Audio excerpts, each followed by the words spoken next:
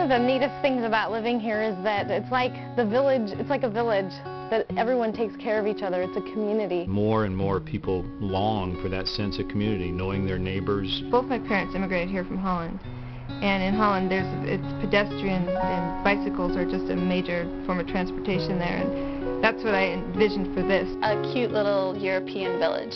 Everybody knows everybody. And what we found in our surveys, which we do every single year, are people who are feeling isolated, particularly their children.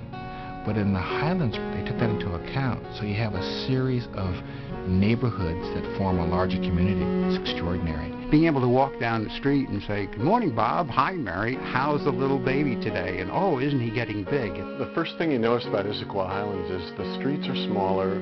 The houses have a very particular design that draws you to central areas where you get a chance to meet your neighbors, and that happened immediately.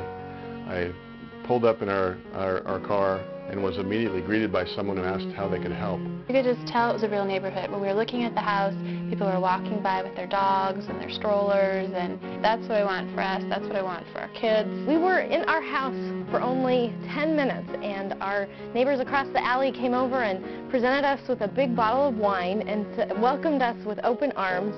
And then our friends across the street came over with warm cookies hot off the oven, saying, "Welcome to the community." I've never experienced that ever.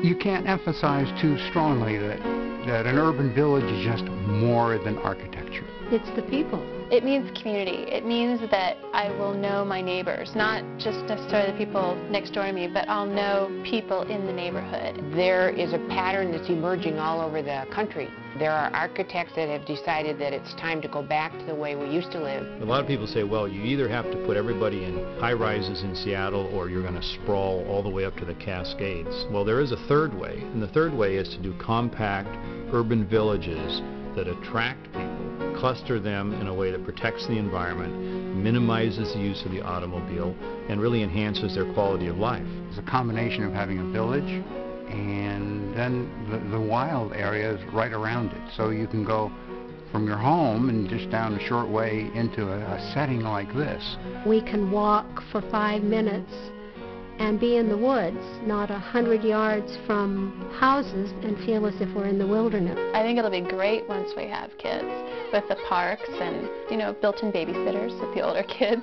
We're due in August, and we're really excited to be having a kiddo in this neighborhood.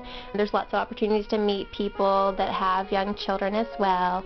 There's Mommy and Me group. They have story time and craft times for all the kids. I think it's neat for kids to grow up in that environment. And I think that the multi-generational aspect of this neighborhood is great too, because our children have made friends with people of all ages and get all kinds of different stories and experiences. What I found out here in Issaquah Highlands is that it's a very, very diverse neighborhood.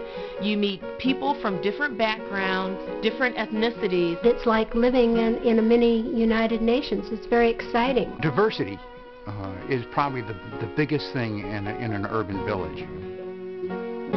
One of the big problems in the past 10 years in this area has been traffic because of the difficulty of getting on I-90. I work for the State Department of Transportation as a transportation planner, and this is another reason why we moved here, is because of the Sunset Interchange. We're so excited that it's opened, because it takes me only about 3 to 4 minutes to get to I-90, when otherwise it could take up to 40 minutes.